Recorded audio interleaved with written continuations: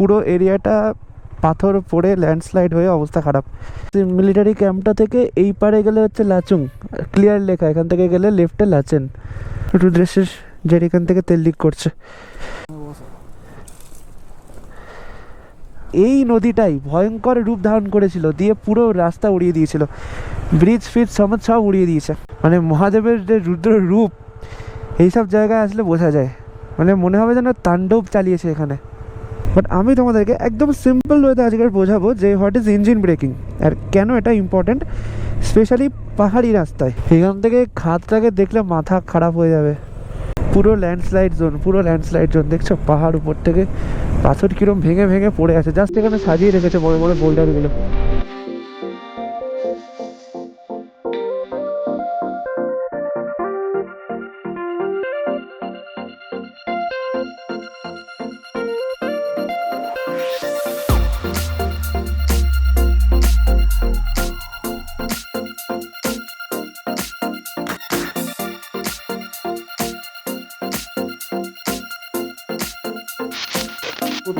Good morning from Mangan. মাঙ্গানের এই হোটেলটাতে আমরা কালকে এসে স্টে করেছিলাম। এটা হচ্ছে হোটেল রাজাত, আর ওইটা হচ্ছে আমাদের রুম। সকাল বাজছে এখন 8:30। আজ হচ্ছে 18th of March, আর এই আমাদের দিয়ে গেছে ব্রেকফাস্ট। এই ব্রেকফাস্টটা কিন্তু হচ্ছে কমপ্লিমেন্টারি ব্রেকফাস্ট, অনেক মারপিট করে এটা নিতে হয়েছে, তাই তো? আমাদের বাবা আমাদের খাবারের জোগাড় করেছে। হ্যাঁ, কি হয়েছে? না, বাবা চেষ্টা করেছিল সকালবেলা, তারপর সারস্বত কি হচ্ছে সেটাতে একটু আগুন দিয়েছে, দিতে তারপরে খাবারটা এসছে ফাইনালি। ওয়েদার আপডেট বলতে যেটা দেখা যাচ্ছে আপাতত বাইরে একটু রোদ্দুর উঠেছে অনেকক্ষণ পরে। সকাল থেকে আমরা দেখছি মেঘ মেঘ, হালকা হালকা বৃষ্টি। আর ওইখানে আমাদের বাইকগুলো রাখা হয়েছে, পাবলিক পার্কিংয়ে রাখা বাইকগুলো। আজকে আমরা টার্গেটই করেছিলাম যে সকাল সকাল বেরোবো তাড়াতাড়ি, সেজন্য আমরা মোটামুটি 7টা 7:30 দিকে উঠে পড়েছি। উঠে লাগেজ ফাগেজ সব প্যাকিং করা রেডি, জাস্ট বাইকে মাউন্ট করবো ব্রেকফাস্টটা করে নিয়ে। এই হোটেলের রিভিউ যদি চাও তাহলে বলবো 1 out of 5, তাই তো? এটা বাবা বলবে, একটু ভালো করে বলো। 0 স্টার। এটা হচ্ছে 0 out of 5। 0 out of 5 মানে অ্যামেনিটিস যদিও কিছু থাকে, হ্যাঁ, সার্ভিস 0। সার্ভিস 0 মানে একেবারে আনপ্রফেশনাল। ঠিক আছে, একেবারে আনপ্রফেশনাল। সকালবেলা ব্রেকফাস্টের জন্য কাস্টমার গিয়ে নক করে করে বারবার বলছে ব্রেকফাস্টটা। তারপর লাগেজ যে তুলে দিচ্ছে সে বলছে যে এটা আমাদের কাজ না, হেল্প করছি, এটাই বলবো। মানে কালকে রুদ্রেশের যে টপ বক্সটা ছিল সেটা বাইকে তোলার জন্য রুদ্রেশ আরেকবার ডেকে পাঠিয়েছিল নিচে। তো রুদ্রেশকে বলা হয়েছে যে এটা অনেক ওদের কাজ না, হেল্প করছে, এটাই অনেক বড় ব্যাপার। ঠিক আছে, মানে এরকম অনেক ছোটোখাটো ব্যাপার। নাম দুলে ফেলে এসছো সেটা বলো। হ্যাঁ, তার মধ্যে আর একটা বড় জিনিস হচ্ছে আমি আমার এক্সটেনশন কর্ডটা, চার্জিং পয়েন্টটা নাম তুলে ফেলে এসেছি। আবার নিচে যাওয়ার কথা ওটা আবার কালেক্ট করতে হবে যদি মনে থাকে। চার রিভিউ দাও, দুজন দুরকম চা খাচ্ছে। 2 আমার চাটা ভালো চা, without milk without sugar, 4 out of 5। তুমি 2। ফাইনালি 9টা 8:59 বাইকের টাইম। এইটা ছিল রাজাত হোটেল, আমরা ছিলাম। একদমই ফালতু, নট রেকমেন্ডেড। এইখান থেকে আমরা ওপরে উঠবো টুয়ার্ডস পেট্রোল পাম্প, কারণ আমাদের মাঙ্গান থেকে বেরিয়ে ফার্স্ট কাজ হবে পেট্রোল ফুল ট্যাঙ্ক করা। ডেস্টিনেশন আমাদের হচ্ছে লাচেন। তো চলো এই রাস্তা দিয়ে, এই যে ট্রাফিক গার্ডটা আছে এটা থেকে লেফটেই হচ্ছে পেট্রোল পাম্পটা রয়েছে। আমার পাশে বাবা, আমাদের রুদ্রেশের পা। ওয়েদার বলতে গেলে সকাল থেকে যখন ভোরবেলা উঠেছিলাম 6টার দিকে, তখন কিন্তু বেশ মেঘলা মেঘলা হালকা হালকা বৃষ্টি একটা ওয়েদার ছিল।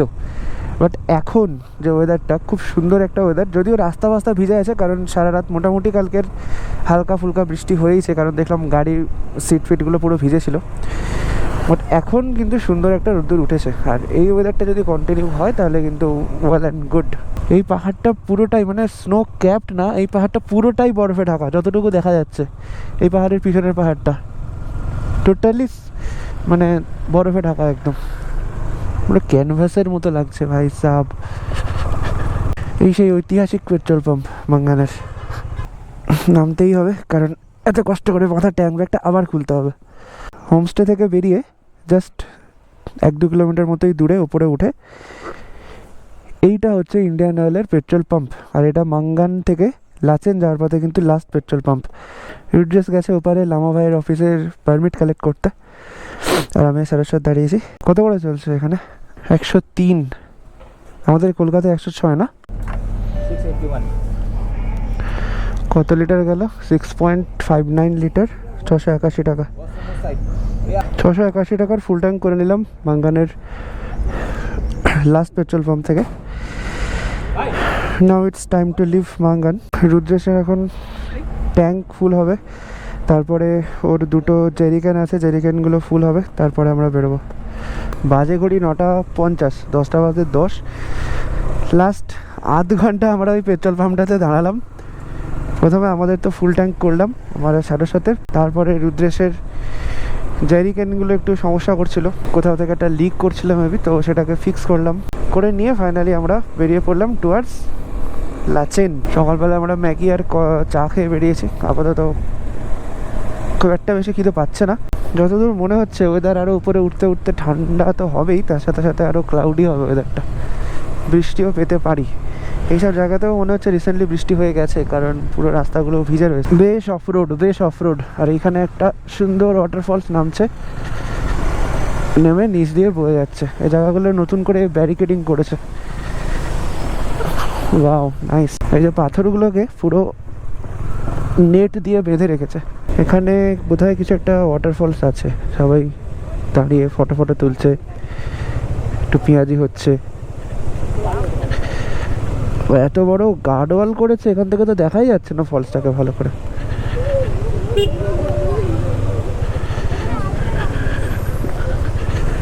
ওইখান থেকে ওয়াটারফলসটা নেমে সুন্দর স্টেপ বাই স্টেপ করে ওখান দিয়ে নামছে। ওইখানেও একটা ওয়াটারফলস আছে সুন্দর সুন্দর একটা অফরোডিং প্যাচ আছে সামনে।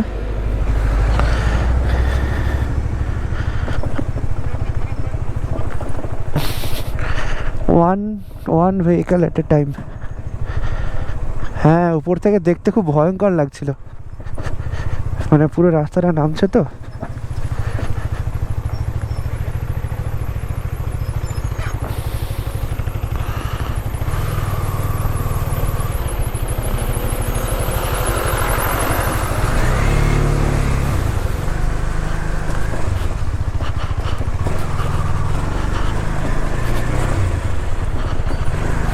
তবে একটা জিনিস খুব ভালো লাগে, এখানকার লোকজন সিগন্যাল বোঝে। আমি উল্টো দিকে গাড়িটাকে জাস্ট একবার আপার ডিপার দিলাম, ও দাঁড়িয়ে গেল ওখানে, আমাকে পাস করতে দিল। এই রাস্তাটা, এইটা ছিল পুরানো মাঙ্গান যাওয়ার রাস্তা নিচ দিয়ে, যে রাস্তাটা ল্যান্ডস্লাইড হয়ে পুরোপুরি এখন পার্মানেন্টলি বন্ধ হয়ে গেছে। এই রাস্তাটা যেটা উপর দিয়ে করছে, এখানে দেখতে হবে লেখা আছে সামনে চুংথাং 19 কিলোমিটার, আর টুং হচ্ছে 07, NH 310A। এইটা হচ্ছে নতুন রাস্তা, border Rhodes organisation BRO। Life is short, don't make it shorter.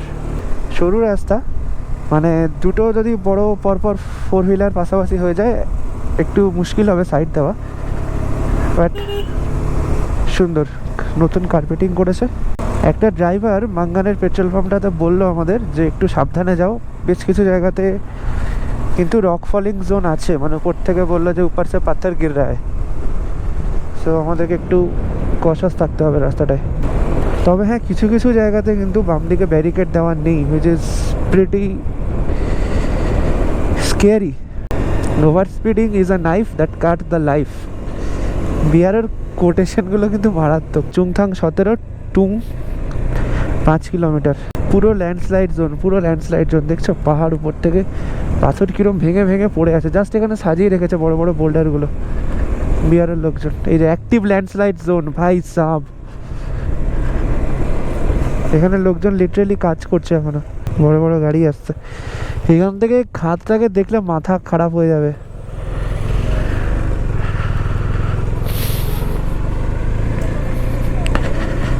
এখনই ল্যান্ডস্লাইড হয়েছে, এখানে ক্লিয়ার করছে ল্যান্ডস্লাইডটা পাথরগুলো। তারপরে এইসব এক একটা পাথর যদি গড়িয়ে পড়ে গাড়িতে, মানে পাথর শুদ্ধ গাড়ি শুদ্ধ নিয়ে সোজা খাদে। সিরিয়াসলি নর্থ সিকিম আসাটা, এইসব রাস্তা পার করে গুরুগঙ্গা যাওয়া is a lakh. Big lakh. ভগবান চাইলে তবেই যেতে পারবে। মানে এইসব জায়গাতে আসলে বোঝা যায় যে প্রকৃতির কাছে আমরা কতটা তুচ্ছ। এত প্রিপারেশন নিয়ে, এত খরচ করে, লাগেজ নিয়ে, বাইক সার্ভিসিং করিয়ে, এত কিছু করে এত দূর এসেও যে কেউ গুরুদম্বার পৌঁছাতে পারবে তার কিন্তু কোনো 100% গ্যারান্টি নেই। এই যে এটার মানেই হচ্ছে অ্যাক্টিভ ল্যান্ডস্লাইড জোন। এখনও পর্যন্ত জেসিবি কাজ করছে এখানে। Seriously hats off two BRO. ওরা না থাকলে এত ট্যুরিস্ট আজকের কিন্তু নর্থ সিকিম পৌঁছাতে পারতো না। চুংথাং 14 কিলোমিটার, টুং 2 কিলোমিটার। ইন্টারনেটে বিশেষ করে ইউটিউবে আমি অনেক ভিডিও দেখেছি, অনেক মানে সো কল বড় বড় ইউটিউবারদেরকে দেখেছি খুব কমপ্লিকেটেডভাবে এই জিনিসটাকে প্রেজেন্ট করছে। বাট আমি তোমাদেরকে একদম সিম্পল ওয়েতে আজকে বোঝাবো যে হোয়াট ইজ ইঞ্জিন ব্রেকিং আর কেন এটা ইম্পর্ট্যান্ট, স্পেশালি পাহাড়ি রাস্তায়। আমার গাড়ি এখন আছে সেকেন্ড গিয়ারে, ওকে, দিয়ে দিলাম ফার্স্ট গিয়ারে। সুন্দর একটা হেয়ারপিন লুপ নামছে, দেখো। শুধুমাত্র আমি রিয়ার ব্রেক আর ফ্রন্ট ব্রেক, তাও এখন আমি ফ্রন্ট ব্রেক ধরিনি, একদম ফ্রন্ট ব্রেক ধরিনি। কত স্লো নামছে দেখো গাড়ি। দিস ইজ ইঞ্জিন ব্রেকিং ভাই, there is nothing, no rocket science. একদম খুব সিম্পল একটা জিনিস মাথায় ঢুকে নাও যে হায়ার গিয়ারে, উঁচু গিয়ারে যদি তুমি গাড়ি রাখো তাহলে গাড়ি ইজিলি গড়াবে। আর যদি লোয়ার গিয়ারসে গাড়ি রাখো, একদম স্টিফ যেগুলো নিচে নামছে, ফার্স্ট গিয়ার বা সেকেন্ড গিয়ারে, বেস্ট হবে ফার্স্ট গিয়ারে রাখো। রেখে যতটা সম্ভব কম পারো ক্লাচ আর ব্রেক ইউজ করো তোমার নিজের ফিলিংস অনুযায়ী, তোমার গাড়ির কীরকম ব্রেক এফিসিয়েন্সি সেই বুঝে কিন্তু ব্রেক অ্যাপ্লাই করবে। এরকম না যে খুব হার্ড ব্রেক অ্যাপ্লাই করে দিলে গাড়ি ওখানে চাকা স্কিড করে গেলো, এমনও করো না, ঠিক আছে। আমি দেখো সেকেন্ড গিয়ারে চলছি, কোনো ব্রেক দিইনি, কোনো পায়ের ব্রেকও দিইনি, কিছু করিনি। এইখানে গাড়িটা এলো বলে আমাকে একটু ব্রেক মারতে হলো। Again another hairpin loop downwards, দিলাম ফার্স্ট গিয়ারে গাড়ি। আমি কিন্তু সামনের ব্রেক মারিনি, শুধুমাত্র পিছনের ব্রেকটা একটু ধরেছি, সামনের ব্রেক হালকা করে একদম এক আঙুল দিয়ে সামনের ব্রেক দিয়েছি। গাড়ি কিন্তু 20-25-এর ওপরে উঠবে না। পুরো রাস্তাটা নিচে নামছে, গোপ্রোতে বোঝা যায় না, এই রকম নিচে নামছে রাস্তা। ফার্স্ট গিয়ারে গাড়ি, আমি কোনো ব্রেক দিইনি, দেখো পাও ছাড়া, পায়ের ব্রেকও দিইনি, সামনের ব্রেকও দিইনি, উইদাউট ব্রেক উইদাউট ক্লাচ গাড়ি নামছে 20-25-এ। This is engine braking man. এত চাপ নেওয়ার কিছু নেই। সব থেকে ইম্পর্টেন্ট কী জানো তো, একটা জিনিস দেখে আমার খুব হাসি পায়, যে সোকল যে বড় বড় গ্রুপগুলো হয়, গ্রুপগুলো না একজন করে লিডার থাকে, তারা লিটারালি লোকজন জড়ো করে লেকচার দেয় যে ভাই এইটা হচ্ছে ইঞ্জিন ব্রেকিং, সামনের ব্রেক ইউজ করবে না, পিছনের ব্রেক ইউজ করবে না, এখানে এই করবে ওই করবে, ক্লাচ ধরবে না। ভাই যে যার নিজের বাইকটাকে সবার আগে চালাও, প্রচুর পরিমাণে চালাও। এই সব জায়গায় বিশেষ করে আসার আগে প্রচুর পরিমাণে বাইকটা চালাও, বাইকটাকে বোঝো তোমার বাইক তার পাওয়ার কীরকম, তার ক্লাচ রেসপন্স কেমন, তার থ্রটল রেসপন্স কেমন, তার ব্রেকিং এফিসিয়েন্সি কেমন, আগে ভালো করে বোঝো গাড়িটাকে। তবেই না তুমি রিফ্লেক্সে আসবে এই জিনিসগুলো, যে হ্যাঁ আমি এই হেয়ারপিন লুপটাতে আমার গাড়ির যা ব্রেকিং এফিসিয়েন্সি, যা ক্লাচ রেসপন্স, আমি ফার্স্ট গিয়ারে দিলে কীরকম স্পিডে নামবে, সেকেন্ড গিয়ারে দিলে কীরকম স্পিডে নামবে, আমি হাত ছেড়ে দিয়েছি, no clutch, there is no clutch, only হালকা করে সামনের ব্রেক আর পিছনের ব্রেক। গাড়ি কিন্তু আরামসে নেমে গেল, কোনো ঝাটকা দিল, কোনো গাড়ি আটকে গেল, কিছু হলো না। এই রাস্তাটা এরকম স্লোপ নামছে, পুরো দেখো, পুরো এরকম স্লোপ নামছে। আমি কিন্তু সামনের ব্রেক ধরিনি, দেখে নাও, ভালো করে দেখে নাও, সামনের ব্রেক ধরিনি, পিছনের ব্রেকও ধরিনি, শুধুমাত্র ইঞ্জিন ব্রেকিংয়ের উপরে ডিপেন্ড করে গাড়ি নামছে। এরকম করতে যাবে না তোমরা দুটো হাত, মানে এক হাত ছেড়ে। আমার এক্সপিরিয়েন্স বলে আমি এটা করছি। এই সেই ব্রিজ, এই সেই ভয়ঙ্কর জায়গা, সিরিয়াসলি ম্যান। লাস্ট ইয়ার যখন এসেছিলাম এই জায়গাগুলো দেখলে না লিটারালি মানে গুজ বাম্পস হয়। দেখছো পুরো ভেঙে উড়ে গেছে, পুরো এরিয়াটা ল্যান্ডস্লাইড হয়ে উড়ে গেছে। আগে আমাদের এখনও মনে আছে, এই যে রাস্তাটা সামনে গেছে, এইখান দিয়ে রাস্তাটা গেছিলো, এই যে রাস্তাটা, এখন যে নতুন রাস্তা করেছে এইখান দিয়ে নিচে নামিয়ে দিয়েছে, নামিয়ে ওইখান দিয়ে ঘুরিয়ে ওই পার ওই রাস্তাটাতে উঠিয়েছে। দেখো কীরকম ভাই, মানে লিটারালি গায়ে কাঁটা দেবে। দেখছো পুরো রাস্তা পাথর শুদ্ধ রাস্তা শুদ্ধ সব নামিয়ে দিয়েছে একদম ধসিয়ে।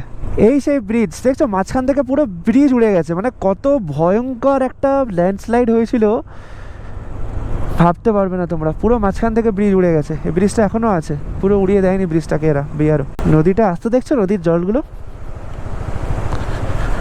ভাই, এই নদীটাই ভয়ঙ্কর রূপ ধারণ করেছিল, দিয়ে পুরো রাস্তা উড়িয়ে দিয়েছিল, ব্রিজ ফ্রিজ সমেত সব উড়িয়ে দিয়েছে। সিরিয়াসলি ম্যান, মানে এইসব জায়গাতে আসলে মনে হয় যে ভাই প্রকৃতির কাছে আমরা মানুষেরা, বা এই যে আমাদের এত ইনভেনশন, এত খরচ, এত কিছু, এত জাঁকজমক, এত অডেসিটি, কত তুচ্ছ ভাই। মানে তোমরা যদি লাইফটাকে প্রপারলি বুঝতে চাও যে হোয়াট ইজ লাইফ, আর আমাদের এই যে এফোর্টসগুলো বা আমাদের এই যে শো অফগুলো, কাইন্ড অফ যে জিনিসগুলো আমরা দেখাতে চাই, সেগুলো যে কতটা তুচ্ছ প্রকৃতির কাছে, সেটা তোমরা কিন্তু পাহাড়ে এলেই বুঝতে পারবে। এই যে ব্রিজটা ছিল, এই ব্রিজটা পুরো ভেঙে উড়ে গেছে। এই নদীটা যে আসছে না এখান থেকে, এত ভয়ঙ্করভাবে এসেছিল, হরপা বানটা নেমেছিল, পুরো ব্রিজ শুদ্ধ উড়িয়ে নিয়ে গেছিলো। মানে প্রকৃতির কি ধ্বংস লীলা, মানে মহাদেবের যে রুদ্র রূপ, এইসব জায়গায় আসলে বোঝা যায়। মানে মনে হবে যেন তাণ্ডব চালিয়েছে এখানে। Let's go boys, let's go boys. এইটাতে ঢুকতে হবে নাকি? থেং টানেল, ওই দে মনে হচ্ছে থেং টানেলে আগে ঢুকলে ওকে প্রাইজ দেবে। Theng tunnel, Border Rhodes Organisation. ও ভাই, মনে হচ্ছে এটা মনে পুরো অ্যান্টিক জায়গাতে প্রবেশ করে গেছি ভাই। পুরো গা চমচমে ওয়েদার।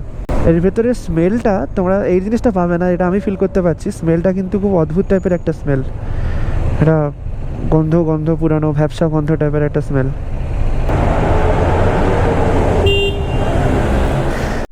সো আমরা টুং চেকপোস্ট ক্রস করলাম 10:50। এখনও পর্যন্ত still now weather is well and good. সুন্দর একটা হাওয়া দিচ্ছে, রোদ্দুর আছে। তো সারস্বত গেছিলো টুং চেকপোস্টে পারমিটটা শো করতে, আর ওখানে আমি গোপ্রোটা খুলে রেখেছিলাম কারণ ওখানে গোপ্রো অ্যালাউড না। তো এখানে দাঁড়ালাম জাস্ট আবার গোপ্রোটাকে লাগানোর জন্য। আর দিস ইজ আওয়ার পারমিট, তোমাদেরকে একবার দেখিয়ে দিই।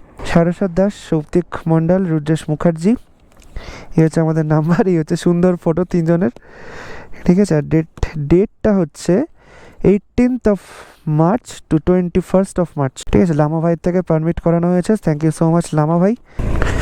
सुहाना सफर और ए मौसम हंसे हमें डर है हमको न जाए कहीं। কি আবার তেল লিক করছে নাকি? রুদ্রেশের জেরিকান থেকে তেল লিক করছে।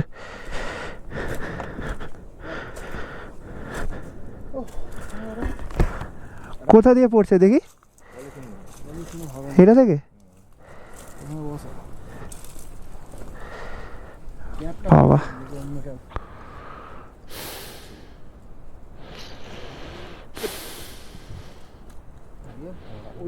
সোজা করো।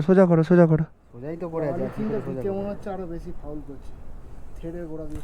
প্যাচটা দেখছি ভালোই অফরোডিং আছে।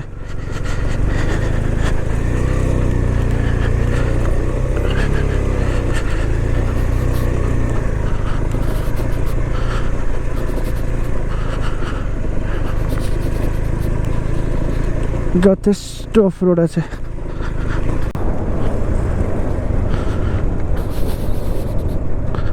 বাহ, সুন্দর তো এটা। আমা ফাস্টফুড, আমরা আসার সময় এক জায়গায় দেখেছিলাম না, হোমস্টে। বাহ, ব্যাকগ্রাউন্ডে স্নো ক্যাপড মাউন্টেন, তার সামনে হচ্ছে রেস্টুরেন্ট।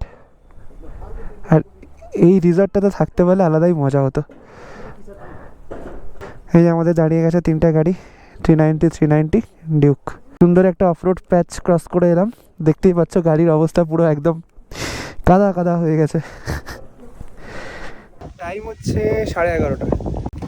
এই যে ব্যাকগ্রাউন্ডে পুরো পাহাড়ের রেঞ্জটা দেখতে পাচ্ছ না, এই পাহাড়টা পুরো স্নো ক্যাপড একদম। আর এত সুন্দর জায়গাতে না রেস্টুরেন্টটা, মানে রাস্তা থেকে যেতে যেতে আমাদের চোখে পড়লো, আর আমরা এখানে লিটারালি দাঁড়িয়ে গেলাম। এরকম কাঠের বানানো, আর এইগুলো আমরা প্রথমে ভাবছিলাম হোমস্টে, বাট এগুলো হচ্ছে অ্যাকচুয়ালি হোমস্টে না, এগুলো বললো লোকাল মিনিস্টার হবে, তাদের বাড়ি রেসিডেন্সিয়াল এরিয়া, তার পাশেই হচ্ছে এই রেস্টুরেন্টটা আছে। আর আমাদের এখানে গাড়িগুলো দাঁড় করানো, আমরা বাইরে বসে খাবো। এটা হচ্ছে দেখে নাও, আম্মা ফাস্টফুড, ঠিক আছে। টি, কফি, মোমো, চাউমিন, ম্যাগি। আমরা আগের বারে যখন নর্থ সিকিম এসেছিলাম, মানে লাচুংয়ের দিকে গেছিলাম, তখন কিন্তু যে রাস্তাটা ক্রস করে গেছি নাগা ভিলেজ হয়ে, যে জায়গাটা তোমাদেরকে একটু আগে দেখালাম যে সোজা যাচ্ছিলাম, সেই রাস্তাটা বন্ধ করে ইউটার্ন নিয়ে আমাদেরকে একটা ব্রিজে ওঠালো। ওই রাস্তাটা কিন্তু প্রচণ্ড অফ রোড ছিল, খারাপ রাস্তা ছিল, মানে ওই 500 মিটার প্যাচটা চরম খারাপ রাস্তা ছিল। সেই রাস্তাটা কিন্তু যে বাইপাস করেছে সেটা কিন্তু দারুণ রাস্তা করেছে। মানে আমি বলবো আমরা রিলেটিভলি আগেরবারে যে রাস্তা ক্রস করে এসেছি সেটার তুলনায় অনেক বেটার রাস্তা আমরা এবারে এসেছি। সো যারা যারা নর্থ সিকিম আসার প্ল্যান করছো, আমি বলবো খুব একটা বেশি ঘাবড়ানোর কিছু নেই।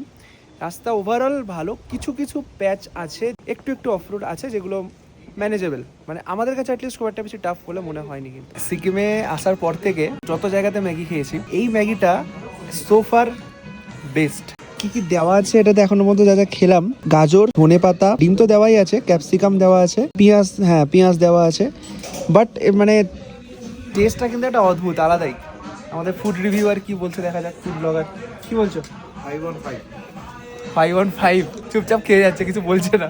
সিরিয়াসলি এত সুন্দর ব্যাকগ্রাউন্ডে বসে এরকম একটা টেস্টি ম্যাগি খাওয়া সিকিমে এসে টোটালি ওয়ার্থ ইট। ম্যাগির পর আমাদের ভেজ মোমো চলে এসেছে, veg momo with special Sikkimese chutney. Maggi আর মোমো খাওয়ার পর আমাদের কফি এসে গেছে, হুইচ ইজ ম্যান্ডেটরি। সকালবেলা একটা খুবই ফালতু জঘন্য একটা চা খেয়ে বেরিয়েছিলাম ভাঙ্গার থেকে। এখানে কিছু রাইডার এসেছিলো এই দুটো হিমালয়ান আর এক্সপালস নিয়ে, তো ওরা হচ্ছে একটা গ্রুপের সাথে এসছে মেবি, এগুলো রেন্টাল বাইক।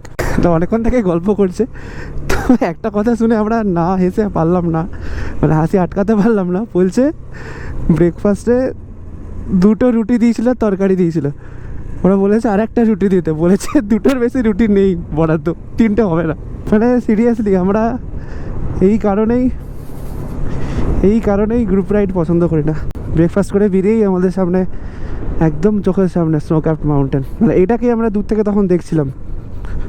কটায় বেরোলাম আমরা? 12:30। মানে আমরা মোটামুটি যেখানে দাঁড়াচ্ছি 1 ঘন্টা কাটিয়ে দিচ্ছি।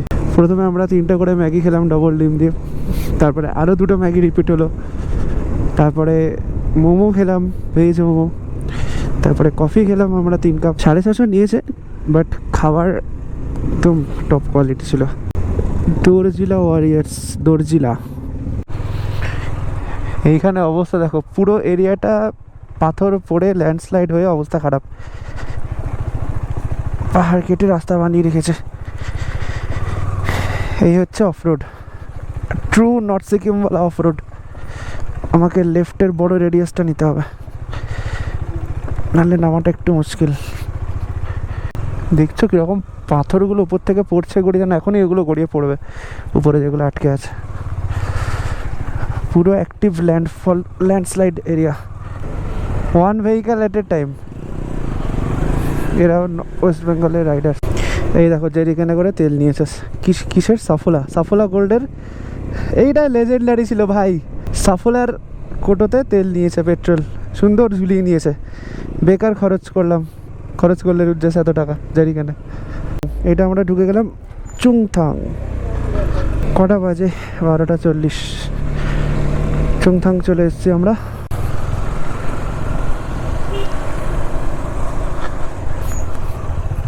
লাচুং, এটা লাচুংয়ের রাস্তায় চলে এসেছি আমরা। লাচুং 21 কিলোমিটার।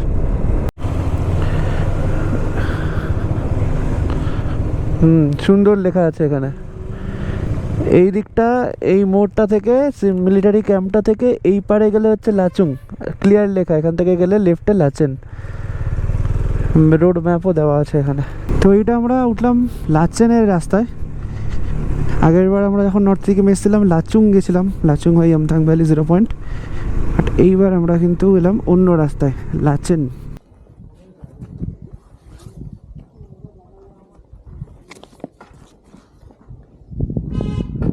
কোথায় দেখাবো? ওখানে কি?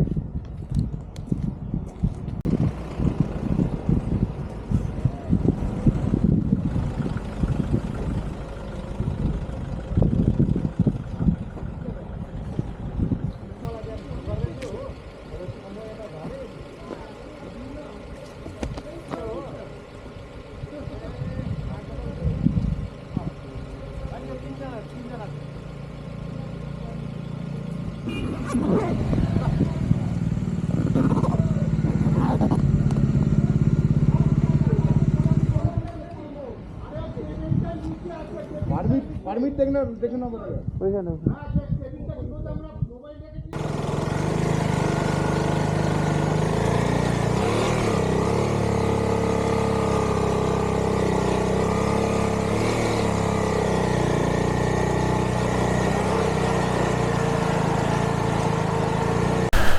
লাচেন আর 13 কিলোমিটার। না না পারমিট দেখাতে হবে না, এটা সেই নতুন ব্রিজটা।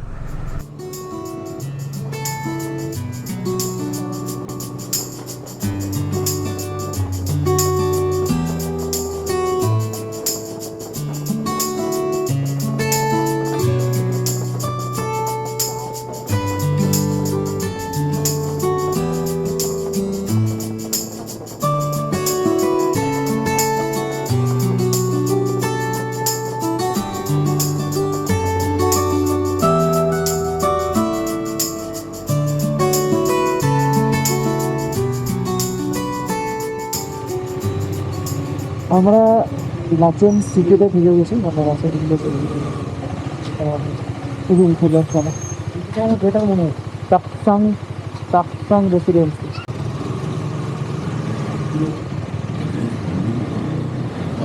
Highlander street.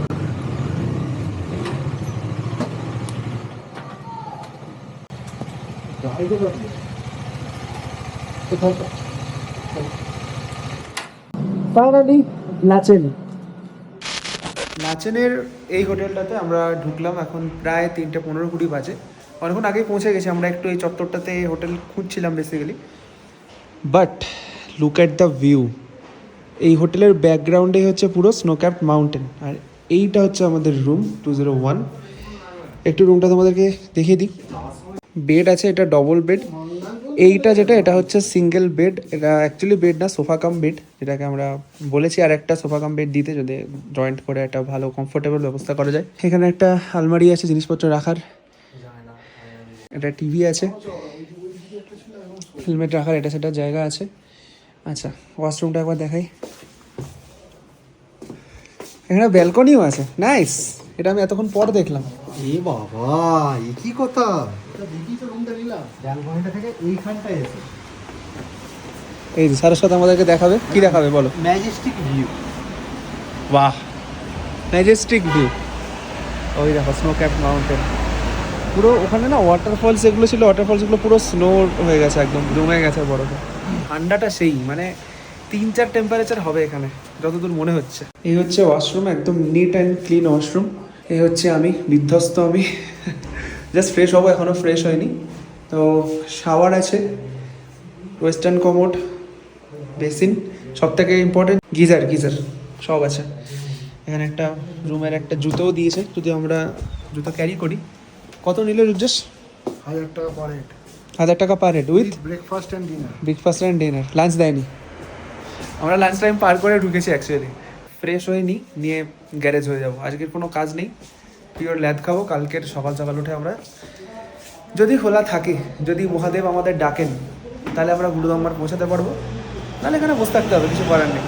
3 দিনের পারমিট নেওয়া আছে, 3 নাইটসের, সিকিউরিটি পারপাস। যদি কোনো দিন না যেতে পারি, তো যাতে পরের দিনগুলোতে অ্যাটেম্প্ট নিতে পারি, সে কারণে 3 দিনের পারমিট নিয়ে রাখা আছে। গুগল কত দেখাচ্ছে টেম্পারেচার? -3। বাহ, কফি দিয়ে গেছে গরম গরম। মানে আমি এতক্ষণ ভাবছিলাম যে কত হবে, ম্যাক্সিমাম তো 3-4 এরকম টেম্পারেচার হবে।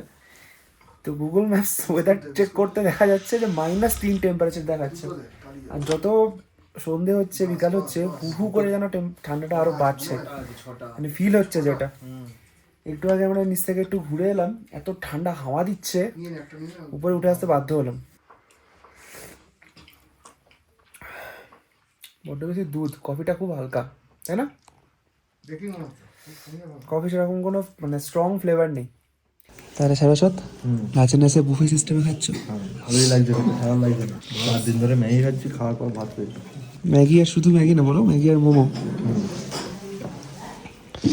কালকে রাতে চাউমিন খেয়েছিলে, তেলওয়ালা চাউমিন। কালকে এখানে তেলওয়ালা চাউমিন খাওয়ার পর আজকে হচ্ছে লাচেনে এসে আমরা বাঙালি স্টাইলের ভাত, ডাল, সবজি আর এই চিকেন নিয়ে গেছে জাস্ট। 8:30 বাজে, ঠিক আছে, ঠান্ডায় কাঁপিয়ে দিচ্ছে, পুরো হাড় কাঁপিয়ে দিচ্ছে। এটা হচ্ছে ডিক্যাথলনের 0 ডিগ্রি টেম্পারেচার জ্যাকেট পরে আছে, তার ভিতরে রাইডিং ইনার থার্মাল লাইনারটা আছে, তবুও ঠান্ডা মানছে না। -4-5 এরকম টেম্পারেচার চলছে। 10 মিনিট একটু পরে নেব।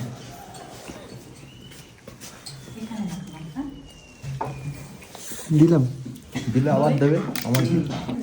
এই হচ্ছে চিকেনের পিস, পুরো সলিড পিস, ঠিক আছে, মানে সেই চিকেন চাউমিনের পিসগুলো নিয়ে তরকারিতে দিয়ে দিয়েছে সোয়াবিনের মতো। তো লাস্টে আমি বাধ্য হয়ে কী করলাম, ডাল নিয়ে এলাম, ডাল দিয়ে মাখিয়ে চিকেন দিয়ে খাবো, ঠিক আছে, বাঙালি প্রসেস।